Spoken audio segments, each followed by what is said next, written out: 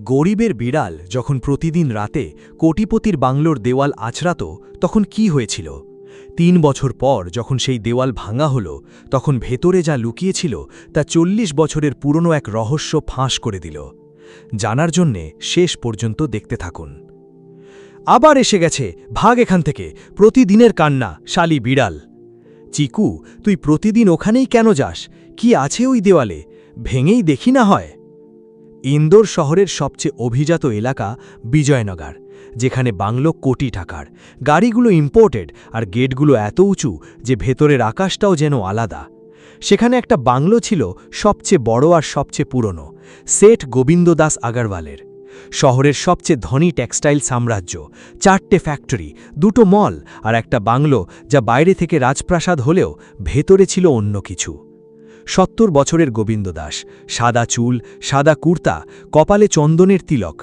প্রতিটি মন্দিরে সবচেয়ে বড় দান তার প্রতিটি বিয়েতে সবচেয়ে বড় উপহার তার আর শহরে একটাই কথা গোবিন্দ দাসজি ভগবানের লোক কিন্তু ভগবানের এই লোকটা ৪০ বছর ধরে একটা রহস্য চেপে বসেছিল এবং সেই রহস্য বাংলোর পশ্চিম দিকের দেওয়ালের পেছনে বন্দী ছিল সেই শহরেরই সবচেয়ে নোংরা বস্তি রামবাগ নালার ধারে যেখানে নর্দমার পানি খোলা আর মাছি সব জায়গায় সেখানে রামুর মতো এক ২৩ বছরের ছেলে থাকত রামু ভাঙারি কুড়াত সকাল ৫টায় কাঁধে বস্তা নিয়ে শহর জুড়ে ডাস্টবিন কনস্ট্রাকশন সাইট আর ভাঙারি যা পেত বস্তায় ভরত সন্ধ্যায় সেগুলো বিক্রি করত দিনে ১৫০-২০০ টাকা আয় রামুর মা কমলা ২ বছর আগে ক্যান্সারে মারা গিয়েছিল চিকিৎসার টাকা ছিল না সরকারি হাসপাতালে এক রাতে সে চলে গেল বাবা কখনো ছিল না মা বলেছিল ছেড়ে চলে গিয়েছিল যখন তুই ছোট ছিলি ব্যাস এটুকুই কিন্তু মা একটা জিনিস রেখে গিয়েছিল চিকু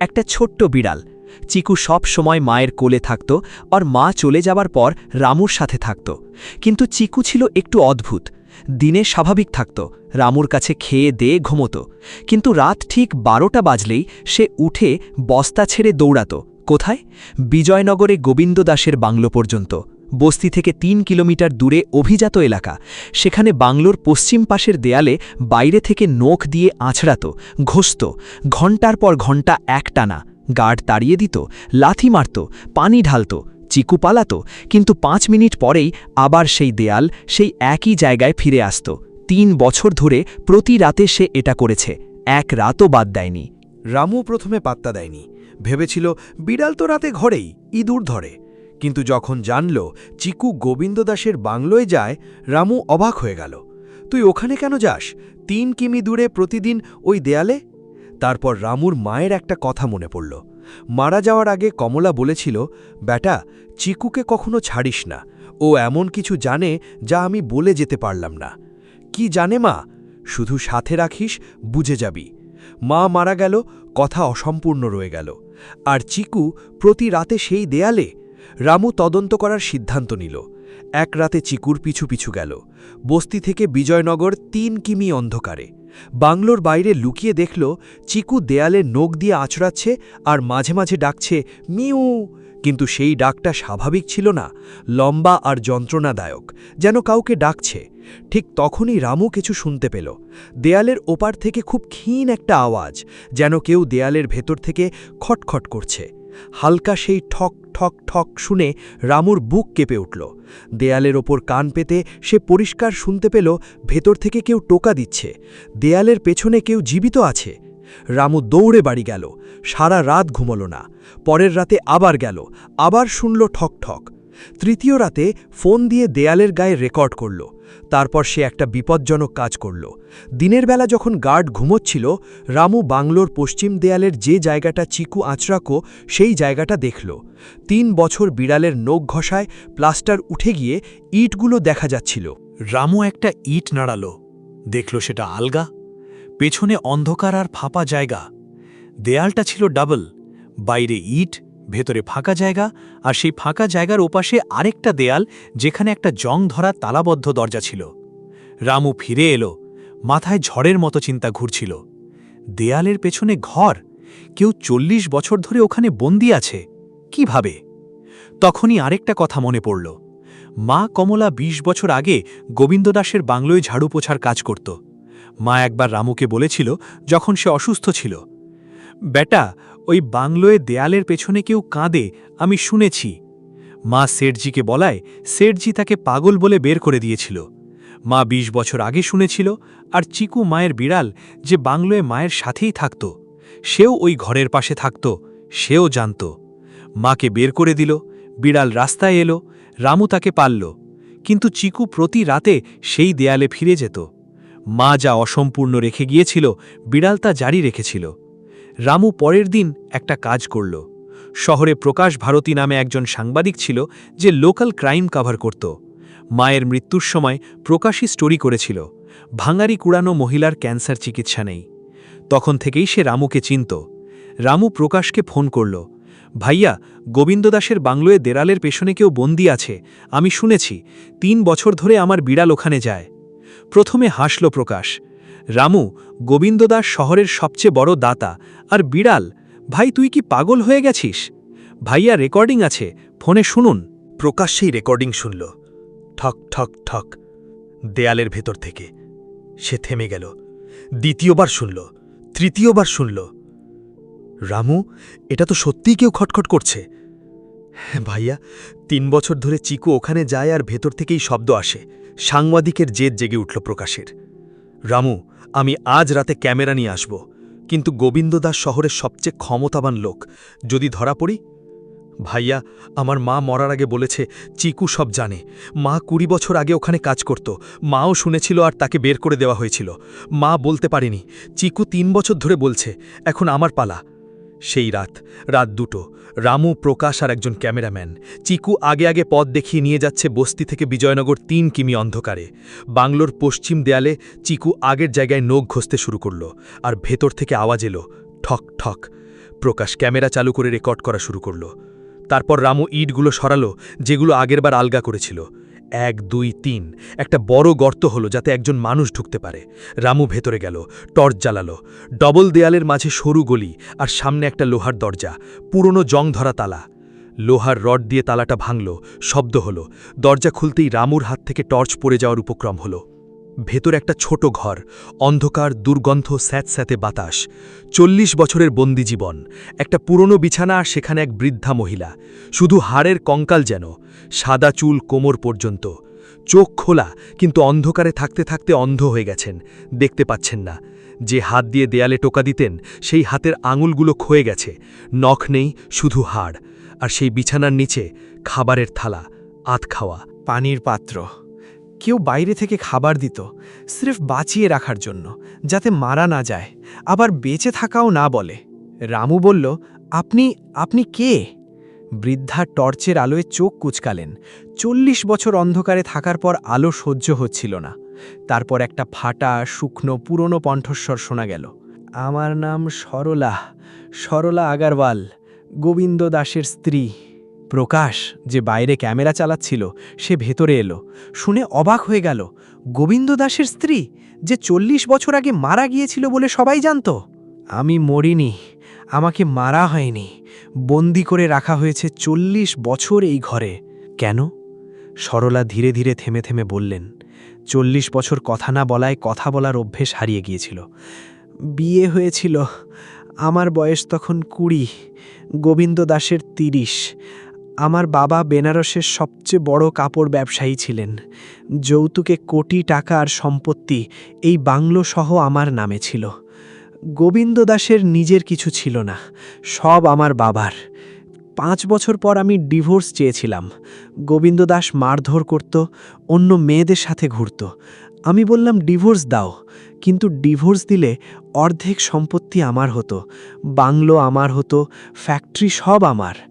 গোবিন্দ দাস হিসেব করে দেখল, ডিভোর্স দিলে সব দৌলত যাবে, মারলে খুনের মামলা হবে, জেল হবে। তাই তৃতীয় পথ বেছে নিল, জীবিত কিন্তু মৃত। কিভাবে? এক রাতে ঘুমের ওষুধ খাইয়ে দিল, খাবারে। যখন জ্ঞান ফিরল, আমি এই ঘরে ছিলাম, বাইরে থেকে তালা, আর বাইরের দুনিয়াকে বলে দেওয়া হলো হার্ট অ্যাটাকে মারা গিয়েছি। শেষকৃত্য করা হলো কার? অন্য কারো লাশ বা খালি কফিন? আমি জানি না। খাবার কে দিত? একজন পুরনো বিশ্বস্ত চাকর ছিল গোবিন্দ দাসের। রাতে দরজা খুলে থালা আর পানি দিয়ে যেত। দরজা বন্ধ। 40 বছর একটা শব্দও বলে মিশে, শুধু থালা আর তালা। প্রকাশের ক্যামেরা চলছিল, প্রতিটি শব্দ প্রতিটি দৃশ্য রেকর্ড হচ্ছিল। আর বাইরে চিকু দরজায় বসে সরলাকে দেখছিল, যেন বলতে চাইছে, আমি কাউকে নিয়ে এলাম না, শেষে 40 বছর আমি ডেকেছি, কেউ শোনেনি, আজ শুনল। রামু সরলাকে জিজ্ঞেস করল, মা, আমার মা কমলা এখানে কাজ করত? সরলা থামলেন। কমলা? সেই চাকরানি? 20 বছর আগে সে দেয়ালে কান পেতেছিল, আমি খটখট করেছিলাম, ও শুনেছিল। গোবিন্দ দাসকে বলেছিল ভিতর থেকে শব্দ আসছে। গোবিন্দ দাস সেই রাতেই ওকে বের করে দিয়েছিল। আর বিড়াল, কমলার ছোট বাদামি বিড়ালটা এখানেই থাকত, এই ঘরের বাইরে। ও আমার আওয়াজ শুনত, দেয়াল আছড়াত। আমার মনে হতো বাইরে কেউ আছে, কেউ জানে আমি বেঁচে আছি। মাকে বের করে দেওয়া হয়েছিল, বিড়াল রাস্তায় এসেছিল, রামু তাকে পালল। আর বিড়াল চিকু মায়ে সেই অসম্পূর্ণ কাজ 3 বছর ধরে চালিয়ে গিয়েছিল, প্রতি রাতে না থেমে, না ক্লান্ত হয়ে। রামু সরলাকে বাইরে নিয়ে এলো, ধীরে ধীরে সামলে। 40 বছর মাটিতে পা রাখেননি তিনি, হাঁটতে পারছিলেন না, অন্ধকারই ছিল তার দুনিয়া। রামু তার চোখে কাপড় বেঁধে দিল আর পিঠে করে বয়ে নিয়ে এলো। বাইরে রাতের তারা, আর 40 বছর পর সরলার মুখে ঠান্ডা বাতাস লাগল। সরলা যা 40 বছরে করেননি তা করলেন, জোরে কেঁদে ফেললেন। প্রকাশ সেই রাতেই ভিডিও এডিট করল। 2 অংশ, প্রথমটি বিড়ালের 3 বছর ধরে দেয়াল আঁচড়ানো, দ্বিতীয়টি ঘর থেকে সরলা 40 বছর পর জীবিত উদ্ধার। সকাল 5টায় ইন্দোর মিররের ওয়েবসাইটে পাবলিশ হলো। হেডলাইন, শহরের সবচেয়ে বড় দাতার দেওয়ালের পেছনে 40 বছর ধরে বন্দি স্ত্রী জীবিত উদ্ধার। সকাল 7টায় শহর জেগে উঠল, আর যা জেগে উঠল তা পুরো শহরকে নাড়িয়ে দিল। ভিডিওটি হোয়াটসঅ্যাপের প্রতিটি গ্রুপে, টুইটারে ট্রেন্ডিং, ইউটিউবে 2 ঘন্টায় 30 লাখ ভিউ। প্রতিটি নিউজ চ্যানেল বিজয়নগরে গোবিন্দ দাসের বাংলোর বাইরে। সকাল 9টা নাগাদ বাংলোর বাইরে ভিড়, মিডিয়া, পুলিশ আর সেই গ্রামের ও শহরের লোকেরা যারা গোবিন্দ দাসের পা ছুঁত, আজ তাকে খুনি বলে চিৎকার করছিল। কিন্তু গোবিন্দ দাস 70 বছরের লোক, সে ঘাবড়ানোর লোক নয়। 40 বছর স্ত্রীকে বন্দি রেখে দুনিয়াকে মৃত বলে কোটি টাকা কামিয়েছে যে লোক, সে একটা ভিডিওতে হার মানবে না। সকাল 10টায় গোবিন্দ দাস প্রেস কনফারেন্স ডাকল। বাংলোর বাইরে মিডিয়ার সামনে সাদা কুর্তা, চন্দন আর সেই একই হাসি। এটা ষড়যন্ত্র। আমার স্ত্রী সরলা 40 বছর আগে মারা গিয়েছে, হার্ট অ্যাট্যাক হয়েছিল, শেষকৃত্য হয়েছে। আর আজ এক ভাঙাড়ি ছেলে, যার মা এখানে চাকর ছিল, সে টাকার জন্য মিথ্যে ভিডিও বানাচ্ছে। ওই মহিলা সরলা নয়, কোনো ভিখারিনী যাকে রামু সাজিয়েছে। আমি আইনের ওপর ভরসা রাখি। গোবিন্দ দাসের শহরের সবচেয়ে দামি 3 উকিল মানহানি বা ডিফেমেশন কেস করার প্রস্তুতি নিল। রামু আর প্রকাশের ওপর মিথ্যে খবর আর কোটি টাকার ক্ষতিপূরণের মামলা। বস্তিতে রামু ফরি প্রকাশের কথা শুনল। ভাইয়া, শেঠজি মিথ্যে বলছে, আমার কাছে উকিলের টাকা নেই। প্রকাশ বলল, রামু, সে হয়তো ক্ষমতাধর, কিন্তু ডিএনএ, যদি ওই মহিলা সরলা হন তবে ডিএনএ ম্যাচ করবে গোবিন্দ দাসের সাথে, সরলার সাথে। আর যদি তাদের কোনো সন্তান থাকে, গোবিন্দ দাসের একটা ছেলে ছিল বিক্রম, যে আমেরিকায় থাকত।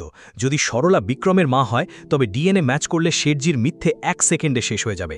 কিন্তু ডিএনএ টেস্টের জন্য কোর্ট অর্ডার চাই, আর কোর্ট অর্ডারের জন্য সময় লাগবে। সেই দিনই প্রকাশ হাইকোর্টে এমার্জেন্সি পিটিশন দাখিল করল। একজন মানবাধিকার আইনজীবী বীণা শর্মা মামলাটি নিলেন। 40 বছরের অবৈধ বন্দিত্ব আর খুনের চেষ্টার সমান অপরাধ, জরুরি ডিএনএ ভেরিফিকেশন। হাইকোর্টে জাস্টিস যোশী পিটিশন শুনলেন, ভিডিও দেখলেন আর সেই দিনই অর্ডার দিলেন। ডিএনএ টেস্ট হবে, সিবিআই তদন্ত করবে। গোবিন্দ দাসের পাসপোর্ট জব্দ, দেশত্যাগে নিষেধাজ্ঞা।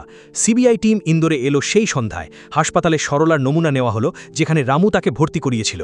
পরের দিন কোর্ট অর্ডারে গোবিন্দ দাসের নমুনা নেওয়া হলো, আর আমেরিকা থেকে বিক্রমের পুরনো মেডিকেল রেকর্ডের রক্তের গ্রুপ ম্যাচ করা হলো। 1 সপ্তাহ পর রিপোর্ট এলো, সরলা আগরওয়ালের ডিএনএ বিক্রম আগরওয়ালের সাথে ম্যাচ করেছে। প্রমাণিত হল সরলাই গোবিন্দ দাসের স্ত্রী এবং বিক্রমের মা, যাকে মৃত বলা হয়েছিল, কিন্তু সে 40 বছর জীবিত বন্দী ছিল। গোবিন্দ দাসের ভিখারিনীর মিথ্যে ডিএনএ রিপোর্টের 1 পাতায় ধূলিসাৎ হয়ে গেল। তারপর সিবিআই বাংলো তল্লাশি করল। সেই ঘর, ফরেন্সিক এভিডেন্স আর যা পাওয়া গেল তাতে শেঠজির পুরো সাম্রাজ্য ভেঙে পড়ল। ঘরের দেওয়ালে সরলা 40 বছর ধরে নখ দিয়ে দিন গুনেছেন, হাজার হাজার দাগ কেটেছেন, প্রতিটি দিন একটি লাইন, 14,600টি লাইন। 40 বছর ধরে তিনি একদিনও গুনতে ভুল করেননি, আশাও ছাড়েননি। আর ঘরের দরজায় ফিঙ্গারপ্রিন্ট পাওয়া গেল চাকর রামচন্দ্রের, 80 বছর বয়স, গোবিন্দ দাসের বিশ্বস্ত, যে 40 বছর ধরে থালা দিয়ে যেত, তালা লাগাত, কিন্তু একটি শব্দও বলতো না। রামচন্দ সিবিআইকে বলল, মালিকের হুকুম, আমি চাকর, চাকর প্রশ্ন করে না। ইন্দোর ডিস্ট্রিক্ট কোর্ট, গোবিন্দ দাস কাঠঘরায়, এখন সাদা কুর্তা নেই, জেলের ইউনিফর্ম, কপালে চন্দন নেই, আছে ঘাম। সামনে সেই বিচারক যিনি প্রতি দিওয়ালিতে গোবিন্দ দাসের কাছ থেকে মিষ্টি নিতেন, আজ সাজা শোনাচ্ছেন। সেঠ গোবিন্দ দাস আগরওয়াল, 40 বছরের অবৈধ বন্দিত্ব, যা খুনের চেষ্টার সমান, জালিয়াতি এবং ডেথ সার্টিফিকেট জাল করা আর সম্পত্তির জালিয়াতি, সব মিলিয়ে যাবজ্জীবন কারাদণ্ড। চাকর রামচন্দ 10 বছরের জেল। আর সেই ডাক্তার যে 40 বছর আগে জাল ডেথ সার্টিফিকেট বানিয়েছিল, সেও ধরা পড়ল, 7 বছরের জেল। সম্পত্তি, বাংলো, ফ্যাক্টরি, মল সব কোর্ট অর্ডারের মাধ্যমে সরলার নামে ফিরিয়ে দেওয়া হলো, যা সবসময় তারই ছিল। কিন্তু এটা ছিল অম্লমধুর এক জয়।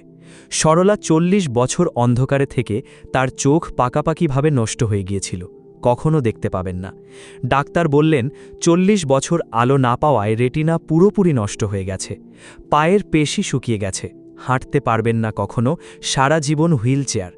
কথা বলাতেও সমস্যা, 40 বছর কথা না বলায় ভোকাল কর্ড নষ্ট হয়ে গেছে, এখন শুধু ফিসফিস করে কথা বলতে পারেন। কোটি টাকার সম্পত্তি ফেরত পেলেন, কিন্তু চোখ পেলেন না, পা পেলেন না, কণ্ঠস্বর পেলেন না। 40 বছর তার কাছ থেকে এমন কিছু কেড়ে নেওয়া হয়েছে যা টাকা দিয়ে ফিরিয়ে আনা সম্ভব নয়। ছেলে বিক্রম আমেরিকা থেকে এলো, মাকে দেখল যাকে মৃত জানানো হয়েছিল, আজ হুইলচেয়ারে, অন্ধ এবং মুখে 40 বছরের নীরবতা। বিক্রম মায়ের সামনে হাঁটু গেড়ে কেঁদে ফেলল, মা, আমি 40 বছর, আমাকে জানানো হয়েছিল আপনি মারা গেছেন, আমি কখনো খুঁজিনি আপনাকে। সরলা মায়ের মুখ স্পর্শ করলেন, আঙুল নিয়ে ছুলেন, দেখতে পান না, কিন্তু স্পর্শ করে চিনতে পারলেন। ফিসফিসিয়ে বললেন, বেটা, তুই অনেক বড় হয়ে গেছিস। আর চিকু বিড়াল, রামু সরলার সাথে দেখা করতে নিয়ে এলো। চিকু সরলার কোলে বসে পড়ল, আর সরলা বিড়ালটিকে স্পর্শ করলেন, আদর করলেন। তুই তো ছিলি যে দেওয়াল আছড়াত। আমার মনে হতো বাইরে কেউ আছে যে জানে আমি 40 বছর ধরে বেঁচে আছি। তোর আওয়াজ শুনলে আমার আশা জাগত। 1 মাস পর সরলা বাংলোয় ফিরে এলেন, তার নিজের বাংলো। তবে সেই ঘরটি কোর্ট অর্ডারে সিল করা হয়েছে, ক্রাইম সিন হিসেবে। বাংলোর বাকি অংশে সরলা হুইলচেয়ারে, সাথে বিক্রম আর একজন নার্স। রামু বস্তিতি ভাঙারি কুড়োত। সরলা তাকে ডাকলেন, বেটা, তুই, তোর মা আর তোর বিড়াল, তোরা 3 জনে আমাকে বাঁচিয়েছিস, তুই এখানে থাক আমার সাথে। রামু না করে দিল, মা, আমি ভাঙারি কুড়াই, আমি এই বাংলোয় ফিট হব না। সরলা ফিসফিস করে বললেন, এখন মাকে অনাথ করিস না বেটা, তুই ঠিক আছিস। তোর মা আমার আওয়াজ শোনা এই দুনিয়ার প্রথম মানুষ, আর তুই আমার দরজা খোলা একমাত্র মানুষ। এই বাংলো তোর মায়ের ঋণ, যা আমি বেঁচে থাকতে চুকাব। রামু বাংলোয় থাকল, পড়াশোনা শুরু করল সরলার পৃষ্ঠপোষকতায়। আর চিকু বাংলোর সেই কোণায় যেখানে দেয়াল আছড়াত, সেখানে এখন শান্ত হয়ে বসে থাকে বা ঘুমায়। কাজ শেষ হয়েছে, 3 বছর প্রতি রাতে কষ্ট করার পর এখন বিশ্রাম। একদিন সন্ধ্যায় দিল্লি থেকে এক ন্যাশনাল চ্যানেলের রিপোর্টার এলেন সরলার ইন্টারভিউ নিতে। সরলাজি, 40 বছর অন্ধকার, একাকিত্ব, আশা কি ভেঙে যায়নি? সরলা হুইলচেয়ারে বসা, চোখ বন্ধ, মুখে এমন এক শান্তি যা 40 বছর ছিল না। তিনি ফিসফিস করে বললেন, ভেঙে গিয়েছিলাম অনেকবার, কিন্তু প্রতি রাতে দেয়ালে একটা আওয়াজ পেতাম, খুর খুর খুর, বিড়ালের নখ। আর আমার মনে হতো বাইরে কেউ আছে যে জানে আমি জীবিত। আর যতক্ষণ কেউ জানে ততক্ষণ আশা থাকে। বিড়াল আমাকে 40 বছর জীবিত রেখেছে, মানুষ নয়, বিড়াল। বন্ধুরা, যদি এই গল্পটি আপনাদের মন ছুঁয়ে থাকে তাহলে লাইক করুন, কমেন্টে লিখুন চিকু বিড়াল আর সরলা মাকে সালাম। তাদের সাথে শেয়ার করুন যারা পশু পাখিকে অবলা মনে করে। সাবস্ক্রাইব করুন, প্রতিটি গল্প নতুন এক সত্য নিয়ে আসবে। ততক্ষণ নিজের পশু পাখিদের ভালোবাসুন। তারা বলতে পারে না কিন্তু শোনে, তারা বোঝাতে পারে না কিন্তু জানে। আর যখন পুরো দুনিয়া ভুলে যায়, তারা দেয়াল আছাড়াতে থাকে যতক্ষণ না সত্য বেরিয়ে আসে।